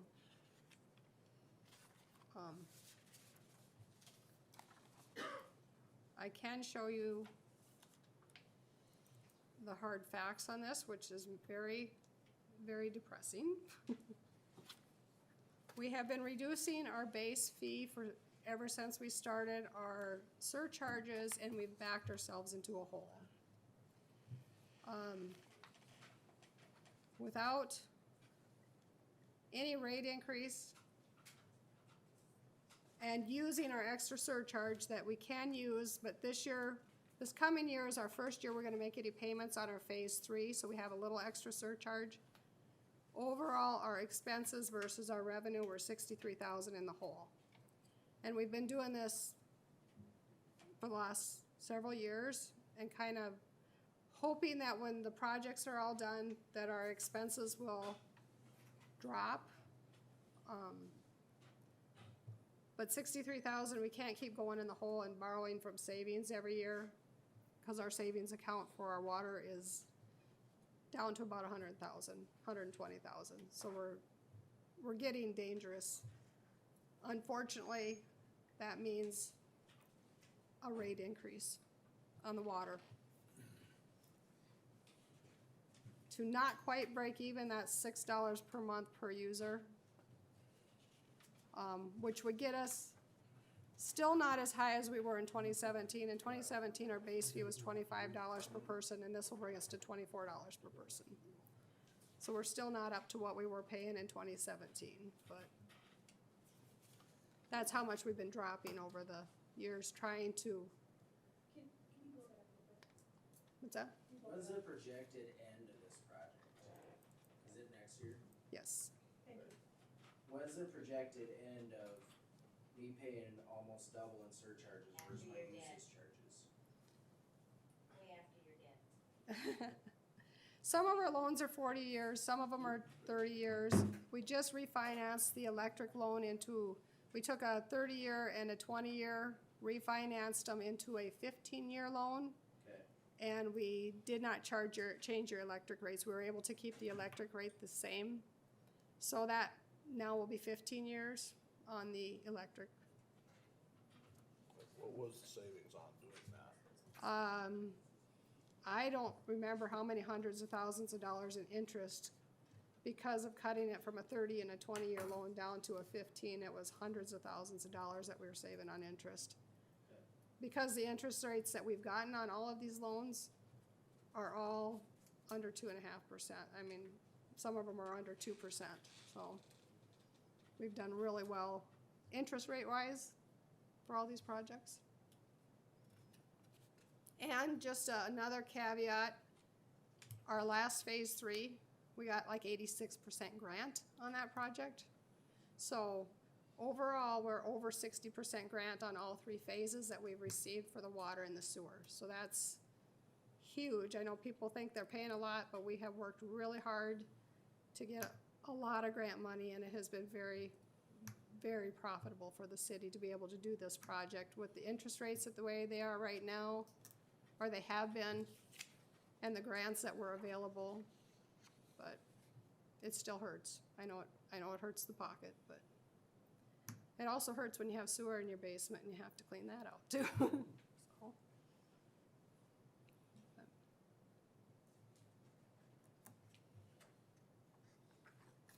So are your figures here for the water total representative of the rate increase? This one here with a positive of $13,000, that's with the rate increase. Without a rate increase, we're 44,000 in the hole. And how much a year are we paying on overtime for each project? Water and sewer together are paying for the project about $20,000 during the project. So about 10,000 will come off of water and sewer when the project's done for overtime.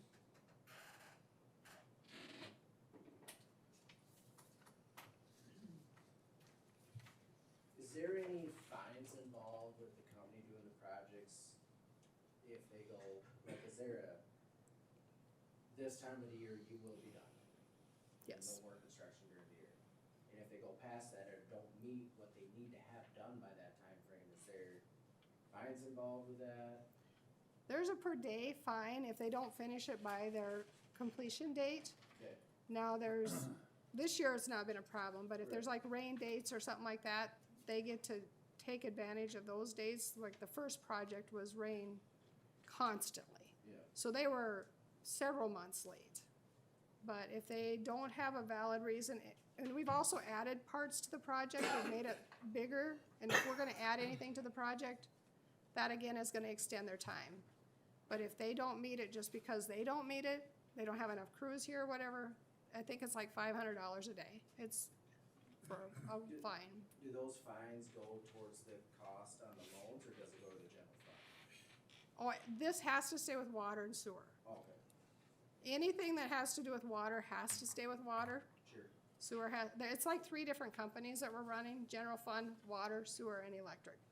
They don't cross, so. Thank you. Okay, with the projected increase, what's the household, what can the consumers, the residents, be expect their, as far as the increase? With water and sewer, we're expecting $144 per year per household, or per household, business, whatever. It's $144 a year with the water and the sewer, So $12 a month, $10 to $12 a month. yes, Is that for both the water and the sewer? yes. Not the 10 to 12, 6. 10 Six to for 12, each. $12 total. Yeah. $6 for water, $6 for sewer, yes. Now, with this going in the hole for the last several years, we have no money to put aside for developments. I know economic development wants a project, and there's another individual that wants a project. We are not able to put money aside to make developments. I mean, we can't do it. We're squeaking too tight, and actually we're going backwards, so. So does the county still have COVID money? The COVID money was used in the general fund. We do have a project, or another $262,000 that they're saying can be used for projects, but they haven't told us what type of infrastructure projects. So we do have 262 that has to be used by 2004, or 24, I believe. But they still haven't told us what we can use it for. So when we do get that, that's obviously gonna help this, but we don't have any idea, and until they give us something solid, we're not gonna count on that money. Well, bite them in the ass and tell them to get to telling you. It would be very helpful at this time of the year. It would be very helpful. You do not have that money itself. We don't have that money. It's It's allocated to us, but we have to have a reason for it, and that reason has to be an acceptable reason. Okay, thank you.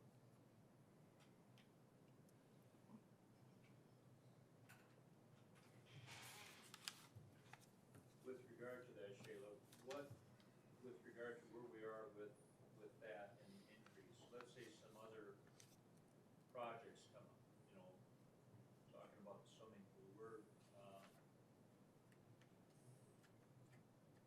how much more can we endure before we see other significant raises that, may or may not put a strain on some of the households? That's, You understand? right, I think we all have our budgetary situations, and it gets, right. after a while, no matter what, there's nothing there. The pool is in the hands of the pool committee, that's a finance, they're doing fundraisers and stuff. If they can't raise the funds, I mean, there's a point, I know they would like to do a referendum, but we've told them the referendum you're asking for, it will not pass, because people are already stretched too thin. So it's their responsibility. The city can't have anything to do with fundraising for that pool. It's not allowed. It's their responsibility to be knocking on doors and getting money to pay for that pool if they want that pool. We would love to have that pool. It's not going to come out of our budget at this point. And that's saying, okay, that's an option, we don't have to do that. But there's other things that may take place that there's no option, you have to address it. sure of yours too, but I think that would, an added expense could be incurred by, the residents. That's our biggest concern with the water and the sewer. Before the projects, we were constantly having water main breaks, and those were very expensive. Every time one broke, and they were happening all over town. We're not replacing 100% of our water. There might still be water main breaks, and we're not allowing our savings to cover that. That is a scary place to be. We don't want to be there. Yeah, I recognize it, but I just, anything else that could happen, hopefully it doesn't, to stay within, so. But I know we're all tired of projects, so we'd really like to have a year or two break. Shayla, didn't they, I mean, maybe I misunderstood it in the paper, but didn't they ask the city for like a $2 million bond then? They did, and they that was wanna, gonna be, I mean, and I don't know how many years that was gonna go for, probably at least 20, I imagine, maybe longer. that's what they've asked for, and that's what we told them. It probably will not pass. Everybody is surcharged to the max. They're probably not going to pass a referendum for $2 million, which would end up being, They'd come off your assessed valuation of your home a certain percentage, and I figured mine out, and I don't want that percentage. Mine would go up $300 a year more, and I don't know how, I think the pool is great, I think the idea is great, but there's gotta be a different way of going about it to get that pool. The pool isn't in this budget. No, though, no. So I don't know why we're talking about. I don't know, it was just brought No, up. I know. I just, with Well, I regard think to other things that could be on Yeah. the horizon, that's And, all that's the only reason I brought it up. Unfortunately, Tom, it's just like Shayla said, we don't, not all of this is gonna be new. No. We may have problems with something that we don't even know about, and our concern right now is we don't have the money in the water to do anything. If we had a major repair, I don't know, I'm not gonna give an exact amount how much we have in there, but it isn't much. But that would be an addition, you have to be incurred in order to address that problem. Unfortunately, Yeah. even with the Yeah. rate increase, unfortunately, it's probably true.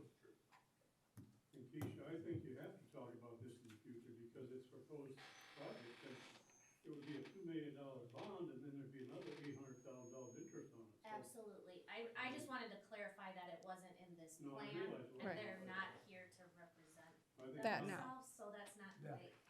that's not They where we're probably just, didn't know that you were gonna be talking about the pool No, tonight. sorry. I'm not in the pool. We didn't but- know it either, so. Right. I So that's apologize why. for that analogy. That's okay.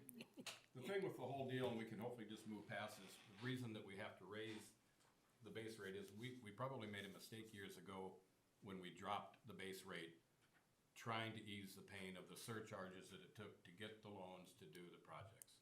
So we lowered those rates, we implemented the surcharges, and really left ourselves in a bad place. So hindsight would tell us that that was not a good thing to do, because we robbed Peter to pay Paul.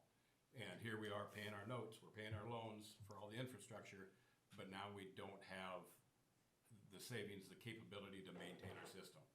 That's the reason the base rates are going back up, trying to replenish those accounts so we can go ahead and maintain those systems, which is to everybody's benefit. We are looking ahead, we know there'll be problems coming up in the future. It's just the way it is, and we have to get somewhere closer to being able to, those funds need to fund themselves. They have to stand alone, they can't lose money, or they should not lose money. They need to be self-funding. Well, get to Does that selling some $12 cannabis. include the rate that you're gonna have to be incurred from Mid-Dakota? yes, Yes, okay, so that's with the Mid-Dakota, yes, besides that replenishing the. correct.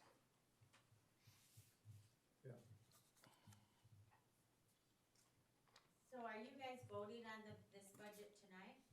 Is that? No. No. what you're No. doing? No. So do you guys all feel confident enough that you've looked it over enough that there's no way we could save some additional money? We, as a committee, went back on the proposals that were given by the department heads on their budgets and slashed those to get to this point. So we, like Bob said, we spent a lot of time, it's just not a matter of coming in for a half hour and saying, oh, let's do it this way. Been a lot of time spent, a lot of hours spent going over this, trying to get something to work. You know, and unfortunately, even that $6 increase, in my opinion, is probably not gonna be enough, because it's not gonna give us a whole bunch of money to put back into the water. But there is a bright point, your electric rates aren't going up. We have to increase the amount we're paying in the surcharge, we're just taking that off what the city gets and putting it into the surcharge. So your rates are gonna stay the same at that 8.0843, I think is what you're paying for electric now, they're gonna stay the same. So, a little, thank you. A little bright spot. Just a little bright spot on So that. can the city set up a cannabis shop and That's a whole other issue, that. we can get the. We'll talk about that on Monday. Come back next week. Yeah. Come back Monday night, we'll talk cannabis with you. Monday, oh, okay. They already have the title. We're pretty much done with this then, aren't we? What's your, we call it line loss for electricity, but what's your water loss that's unbillable, per month? What percentage do you lose that you don't get billed for? We don't know right now what the water loss is gonna be, because we got people hooked up that aren't even running through their meter doing this construction over here. So with that, we are at about 25 to 30% loss right now. It's what, About 25 to 30% on a monthly basis. that's a pretty big. It's a very, Yes. oh, do we have a warning storm or something? Oh, Amber Alert. Oh, that's coming through here, and he's really good. I hope it's not my grandson running away again. So how many dollars does that amount for Sheila per month? I don't know Why right am I getting offhand that what on my that hearing amounts to per month. I couldn't tell you right offhand. I just know we keep track of the gallons of what we sell and what we buy, and it's about 30%, 25 to 30%. Well, part of the reason we got a big loss is the water that they're putting on the streets. We're furnishing that, plus the water to flush those lines when they put them in. And all the temporary services. This, Once the project gets done, you'll have a better idea. yes. Cause everything will be in place. Right now, you're. 2023, In we're process. hoping, yeah, 23 is probably it. yeah. And hopefully some of the water loss that we had before has gotten corrected. Yes, yes. Because it's been consistently around that 30, even before we started the project, it was around 30% loss before we even started the project, because it was just seeping into the ground, so. The water you put on the street, you don't meter that at all, I mean, when they load the truck and stuff, so you don't know how much. Right.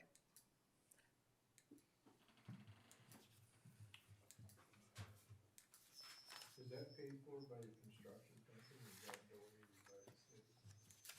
Some of both, it kind of depends. If it's due to the construction, they pay us for water, yes, we will. So they don't pay you anything to put it on, who puts it on the street? The city?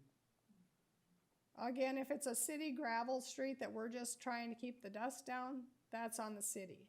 If it's on a project street, Ron keeps track of that and he bills them. So the construction companies aren't paying for any of that? Yes. Even if they got it tore up?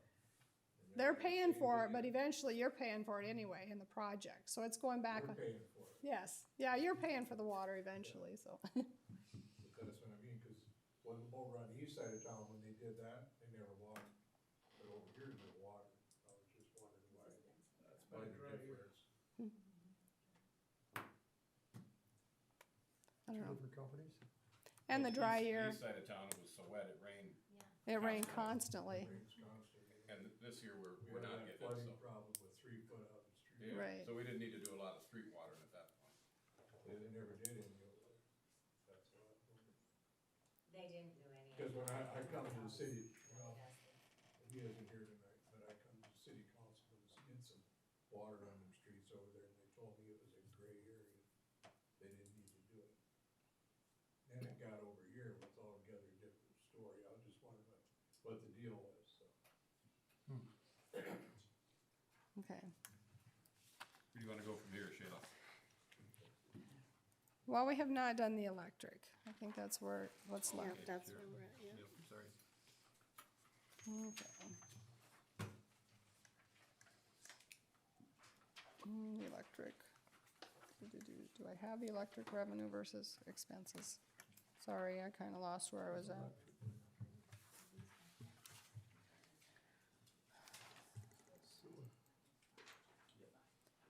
Okay.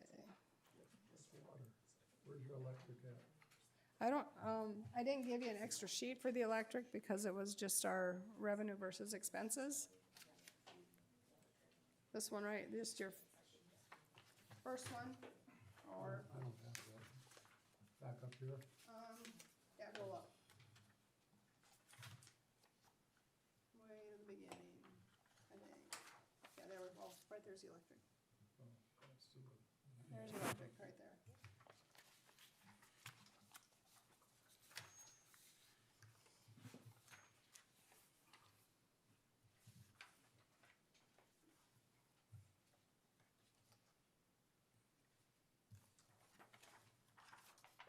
You want me to explain that deficit? Sure. The electric revenue versus expenses is $116,515 in the red. That is not a bad thing. He is planning on installing meters, which we have money in savings for our meter project. So his 116, we're planning on doing 125,000 from the electric unassigned funds to cover his meter project, and then also possibly a study. He thinks he might have enough money in this year's budget to do the 10-year study that is a couple years overdue. I think it's been 12 years since we've done an electric study for the city. So that's about 20,000. He might try to do that this year. If that's the case, then he'll have more money for more meters next year. So he wants to start installing electric meters or radio read meters that can be read, wirelessly. At midnight on the last day of the month or whatever, we'll read the meters. It would also give us if there's a problem, he would know immediately if somebody's meter's not working or if there's a transformer out, that type of thing. He would know immediately. In some cases, maybe before anybody gets home for lunch and knows they don't have electricity, he would be able to tell that immediately with this. But he wants to get started right away next year on installing new electric meters, and that is money that has been saved. So we're not gonna be getting a loan for that. That's in his electric savings, so.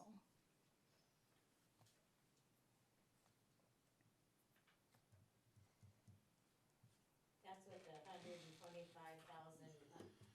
unrestricted cash is? Yes.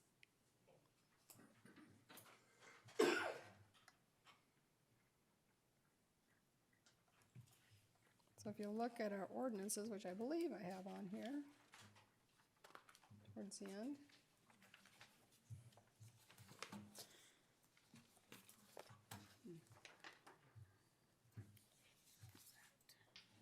And just a note on that, that's been looked at for a number of years. Bill was looking at it when he was here. But the price was so high on trying to get those meters, the cost is so high that they just forgot about it. Now the price has gone down a lot. So the new department head we have now is thinking he can get this going so they can, I think at one point they're gonna combine with the water. Hoping to, yeah. Hopefully combine it with the water, so it's all just a drive-by, shoot a gun, and they've got the meter. Actually, we won't even need to drive by. It'll just go to Yeah, it'll go. an whatever. antenna. The So water right now is a drive-by. water's drive-by. Like the tower Mid Dakota has up at Polo Legion. It's electric reading all the meters up. Right, correct.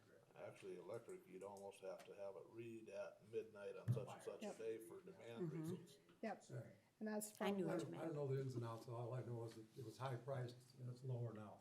except for you can't get them right now. He was really hoping to order some right away and have them by January 1st, and unfortunately, every company he's talked to is missing parts. I mean, there's electronic portions they cannot get, and I so. apologize for this question because it's not budget related. I know these meetings can get long. I know you talked about with the one nice thing about a meter that they're looking at is the trouble situation. I know at one time the water department got those meters too. Do they recognize if somebody had a leak or a break or something like that? Unfortunately, until we get the electric ones in, we don't have that capability because the water meters will hopefully feed off the electric, and then we would get a daily read.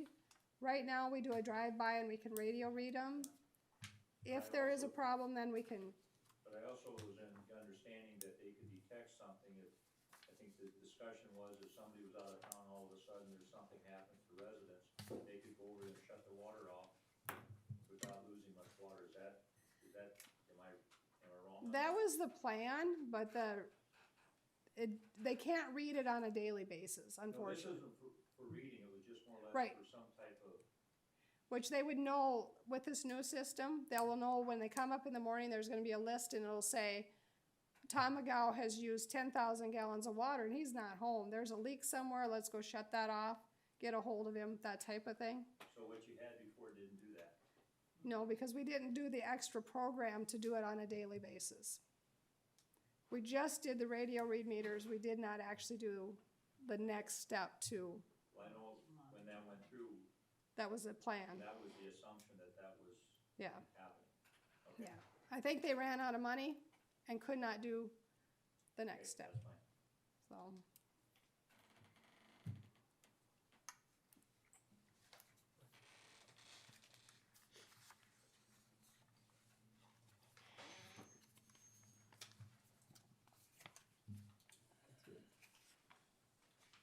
Now, the ordinance that we have here will be read on the 7th. If we need to make any changes to it, we'll do that, but this ordinance is where we're at today.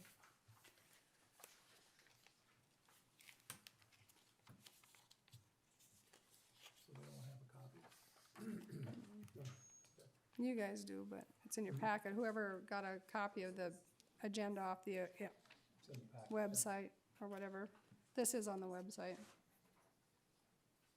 And these ordinances reflect the $6 increase, correct? They do. Okay. So they'll be read at the next meeting on the 7th.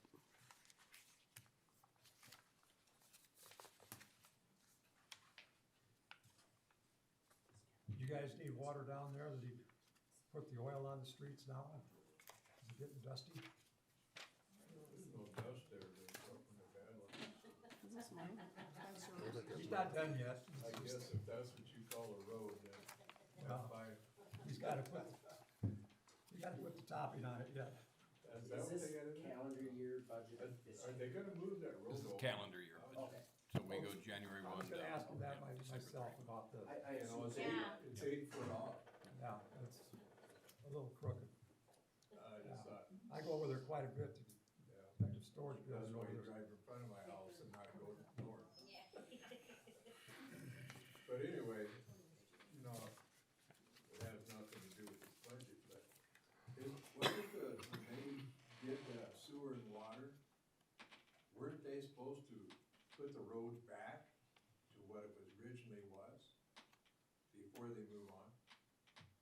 That was, My understanding, that's what I read in, yeah, okay. They moved the road over 8 foot. So I was That's just why the wondering, road is crooked. and then now they can't get the road straight again. They put oversize on it. I noticed the crookedness in the road. Yeah, well, I asked Ron Cannabis. about it, why That's it it, was, cannabis is all we're gonna have Monday night. he said, well, it's Then when are we gonna 17 foot wide. That's on You the could put 7th. a 17 Oh, foot okay, space yeah. on Mount Rushmore, doesn't make We're gonna have to have the first reading of the cannabis stuff on curb and gutter Monday don't line up. to get the timing done, to get it I'll have to into talk to him effect. about But, that. I noticed that. This- I went by. no, we got another week, Whatever they want to do. so. But I hope they Well, don't. fortunate thing, it's gonna be paved instead of gravel anymore. Yeah, that's good. So, So if we're about done, do we have any more budget questions that anybody would like to have clarified or be shooting at us here?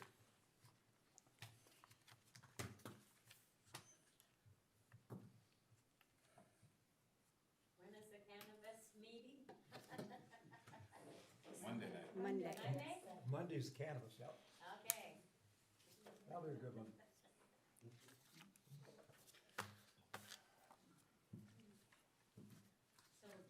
So, Julie, did you get all the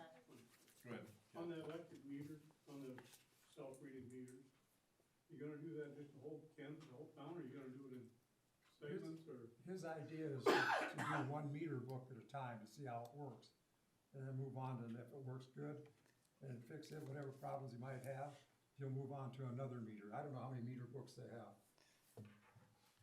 Probably about 10 or so. So he's gonna do one meter book at a time to make sure that everything functions the way it should before he moves on to the next one. He's not gonna try and do it all at once. And what's the cost of the meters? He has not gotten any quotes I'm yet. sorry. He has not actually received any dollar quotes. He's still waiting. He's got about 4 companies he's working with, and they're all in the give me a dollar figure. Unfortunately, you can't compare apples to orange, or they're all apples to oranges. None of the meters do the exact same thing. So, but he's still waiting to get the dollars on that.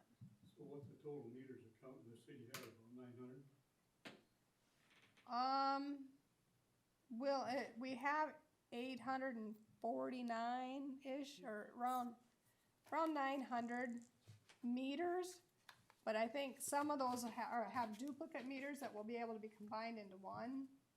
So he's got a lot more research to do as far as how many meters he's gonna need. He needs to know, which is part of that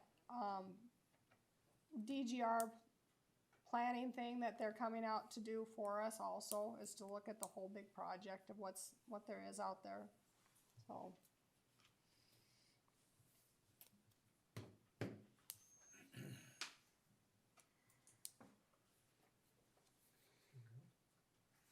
Is there any more questions about the budget?